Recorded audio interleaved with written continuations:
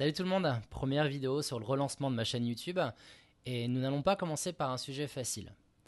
Avant de commencer, je voulais promouvoir rapidement la marque de lunettes de mes potes Gonzague et Karim, Lance Glace.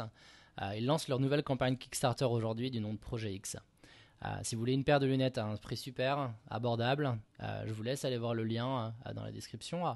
Et pour info, les lunettes que je porte actuellement aident leur dernière collection que je viens de recevoir. Dites-moi ce que vous en pensez dans les commentaires. Donc aujourd'hui, nous allons parler d'un sujet qui a eu beaucoup d'impact sur ma vie, l'alcoolisme. Comme je me dis toujours, c'est souvent mieux de commencer par le plus difficile et finir par le plus facile. Je suis pas sûr que c'est la bonne approche dans cette situation actuelle, mais il faut bien commencer quelque part. Ne vous inquiétez pas, c'est pas une vidéo de larmes et de blâme, mais plutôt un partage et explication de ce qu'est vraiment l'alcoolisme et l'impact que ça a eu sur ma vie. Et vous allez voir que dans n'importe quelle situation, vous pouvez apprendre et bénéficier, entre parenthèses, de la situation. Vous allez aussi remarquer que je ne vais pas entièrement improviser les textes dans cette vidéo, comme j'ai l'habitude de le faire. Et je vais sûrement regarder un peu à droite de la caméra, quasiment pendant toute cette vidéo, pour pouvoir retransmettre le script que j'ai méticuleusement préparé, principalement pour me permettre de partager le cœur du message sans être perturbé par des émotions. Comme ce que vous pouvez voir, ma voix n'est pas super forte comme d'habitude, mais je vais réussir à tenir le coup. Avant de commencer ma recherche pour créer cette vidéo, mon idée de l'alcoolisme est que c'est une maladie et non pas un vice. Et que c'est en rapport avec l'alcool. Donc, comme vous pouvez le voir, ma connaissance était plutôt limitée. Tout au long de cette vidéo, je vais m'aider d'une autre vidéo venant de TEDx sur une présentation faite par Stéphane Mallard, que je vais mettre dans la description de cette vidéo. Je vous conseille vraiment de la regarder entièrement, car il partage sa propre expérience en tant qu'alcoolique et son parcours et son point de vue sur cette maladie, ainsi que son parcours vers une rémission. Mais avant de commencer de rentrer dans le détail sur l'alcoolisme, quelques faits et data que j'ai pu récolter. En ce moment même, 3,5 millions de Français sont malades d'alcoolisme. 40 000 personnes meurent d'alcoolisme par an, que ce soit à cause de dépression, suicide ou autres maladies causées par l'alcoolisme, par l'alcool, comme la cirrhose ou le cancer. Ce qui fait 110 morts par jour, si on l'emmène à un compte journalier. Dernier fact, l'alcoolisme a été reconnu comme une maladie par l'OMS, donc l'Organisation mondiale de la santé, en 1978. Ça fait moins de 50 ans, c'est quand même fou que ça leur a pris autant de temps pour pouvoir dire que c'est une maladie. Maintenant que vous avez un peu de contexte, entrons dans le vif du sujet. Comme je disais avant, l'alcoolisme n'est pas un vice, c'est une maladie. Une maladie qui en plus est un peu spéciale, mais je vais laisser les mots de Stéphane la décrire. Mais c'est une maladie à part, l'alcoolisme, un petit peu particulière. Le terme même d'ailleurs d'alcoolique est ambigu. C'est à la fois un symptôme et aussi une insulte. Le problème de l'alcoolisme, ainsi que de l'alcool, c'est que cette drogue est légale. Acceptée et des fois encouragée dans des événements sociaux amicaux, mais c'est aussi part de notre culture et tradition depuis des centaines d'années. Étant facile à obtenir, l'abus est facile.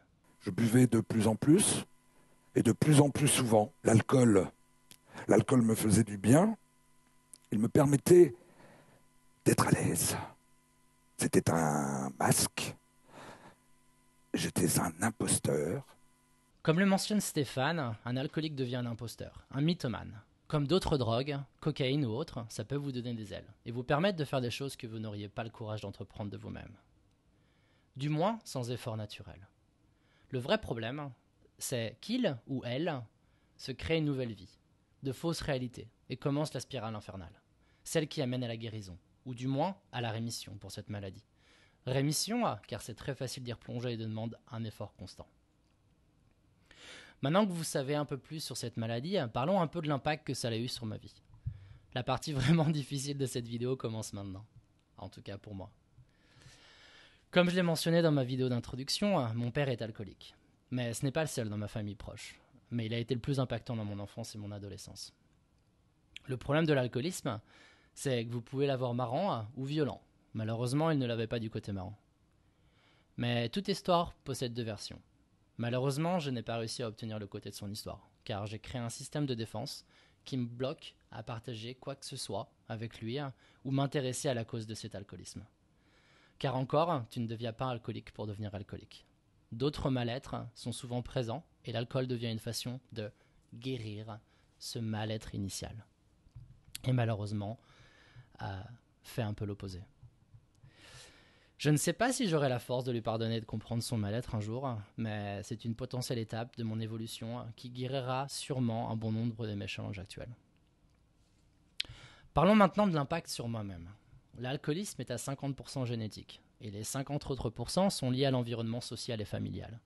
Dans mon cas, j'ai un bon pourcentage d'être atteint de l'alcoolisme si je ne fais pas attention.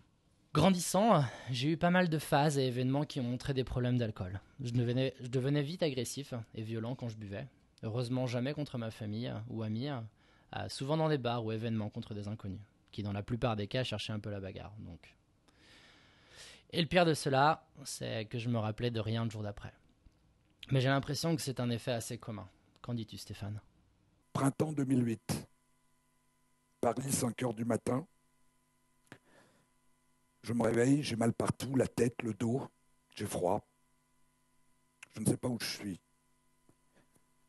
Comment je suis arrivé là ? Un hall d'immeuble, les bruits de la rue. L'alcool a effacé mes souvenirs.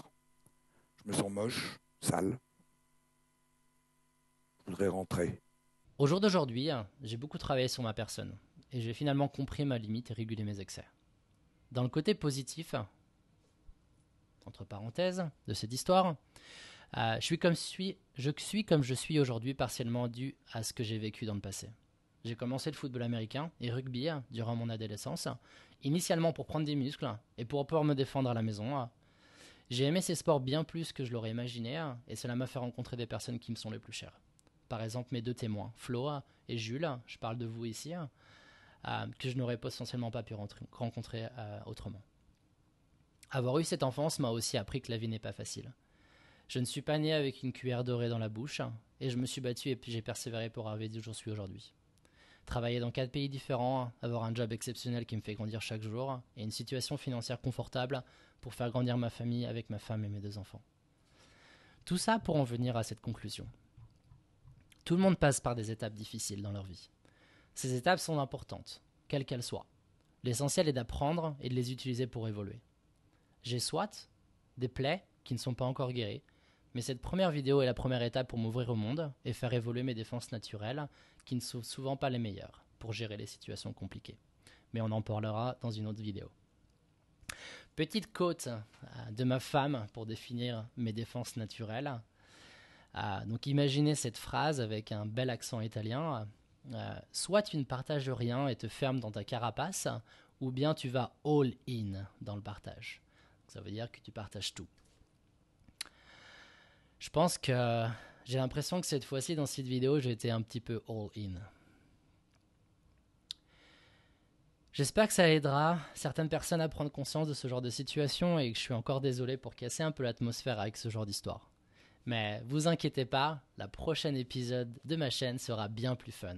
Ça va être 30 jours de douche froide et les bénéfices du froid sur notre corps. Donc soyez prêts à me voir mourir de froid sous ma douche. À bientôt tout le monde et n'hésitez pas à mettre un petit j'aime et à vous abonner.